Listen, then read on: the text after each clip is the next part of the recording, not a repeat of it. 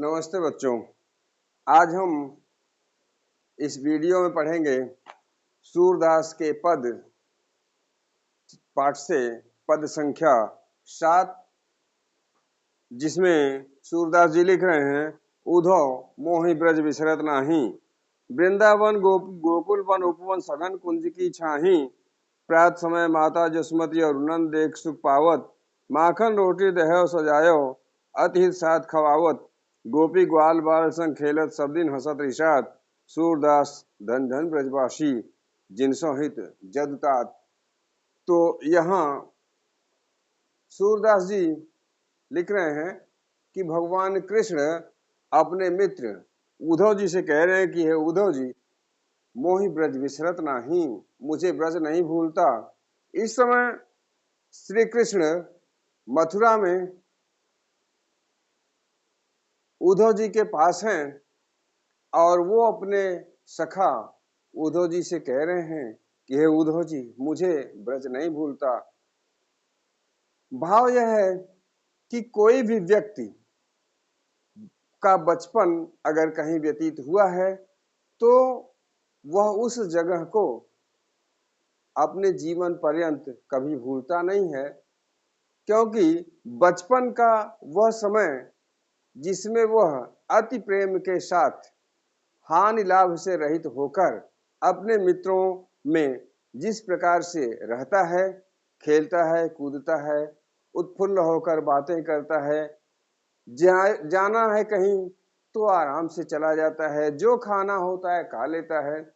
तो ऐसी उत्फुल्लता, ऐसा उमंग, ऐसा प्रेम बचपन में ही हो सकता है।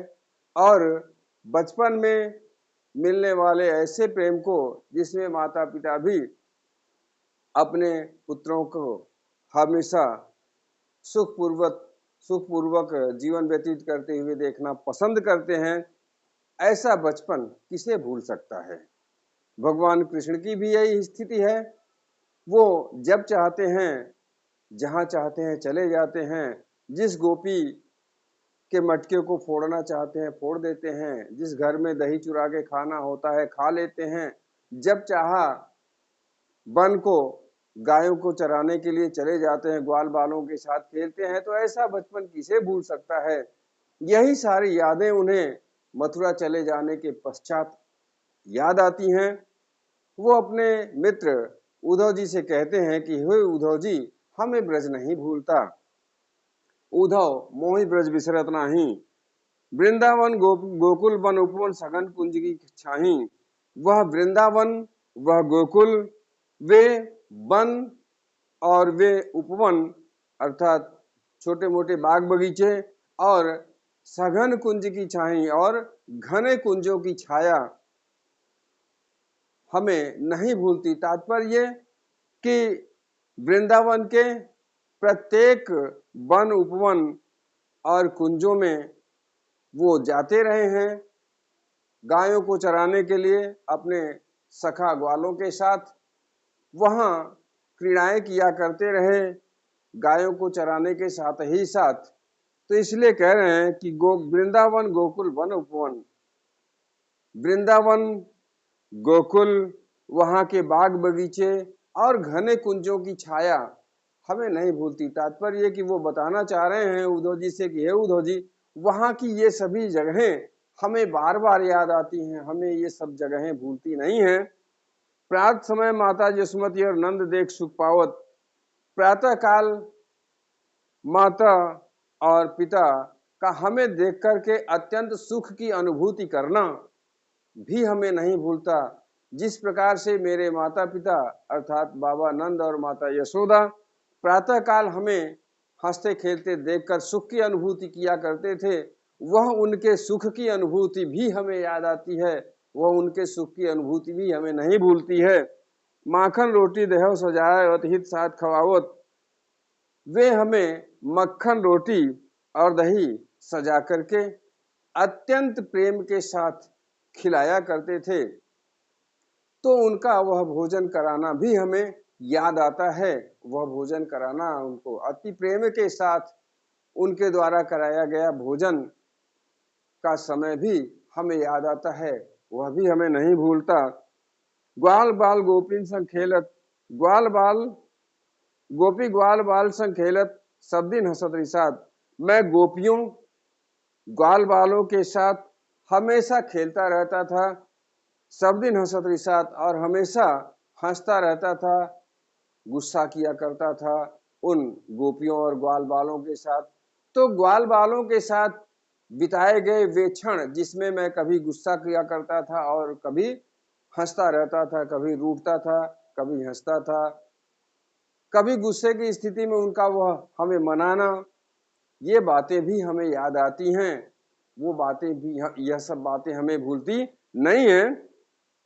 सूरदास धन धन ब्रजवासी जिनसो हित जगता। तो यहाँ सूरदास जी लिख रहे हैं कि वो ब्रज के वासी, जहां भगवान कृष्ण ने जन्म लिया, वो धन्य के पात्र हैं, वो धन्य के पात्र हैं। जिनसो हित जगता, जिनका हित स्वतः भगवान कृष्ण किया करते थे।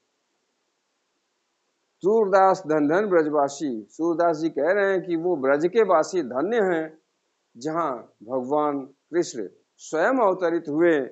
जिनसो हित, जो जिनसो हित जदुतात, जदुतात अर्थात श्री कृष्ण, जिनका हित भगवान श्री कृष्ण स्वयं किया करते थे, वो ब्रज के लोग, जहां भगवान श्री कृष्ण स्वतः अवतरित हुए थे, वो धन्य के पात्र हैं। तो इस बहाने श्री कृष्ण को याद करते हुए सूरदास जी ये बताना चाहते हैं कि प्रभु श्री कृष्ण जिस किसी भी जगह उपस्थित हैं, उस जगह के लोग धन्य के पात्र हैं। चाहे वह किसी के हृदय में उपस्थित हो, किसी के सामने उपस्थित हो, ऐसा किसी के साथ है तो वो धन्य का पात्र है। तो आइए देखें इसमें काव्य सौंदर्य क्या है। जैसा कि हमने आपको पहले भी बताया है, काव्य सौंदर्य में 3 चीजें आती हैं, रस, छंद और अलंकार। तो रस, छंद, अलंकार, जिसमें शैली भी है, शैली हम हमेशा बता दिए, शैली भी है, रस तो है ही, भाषा भी है। तो भाषा तो हमने बार बार आपको बताया है कि सूरदास की जितनी भी रचनाएं, सारी की सारी रचनाएं ब्रजभाषा में हैं। तो भाषा निसंदेह ब्रज माना जाएगा। ब्रज, शैली, मुक्तक, हम आपको बता चुके हैं कि शैली मुक्तक क्यों है, अन्य पदों में बताए हैं कि इनकी हर एक पद रचना अपने आप में मुक्त है। किसी भी एक पद रचना का, किसी भी एक पद रचना का संबंध दूसरे पद से नहीं है, इसलिए वो एक पद रचनाएं सब अपने अपने लिए मुक्त हैं, इसलिए शैली मुक्तक हो गई। और छंद, गेय पद, गेय पद इसलिए कि ये गेयात्मक है, इसे गाया जा सकता है, तो गेय पद हो गया। और रस श्रृंगार है, रस श्रृंगार है। और अलंकार, अलंकार अनुप्रास।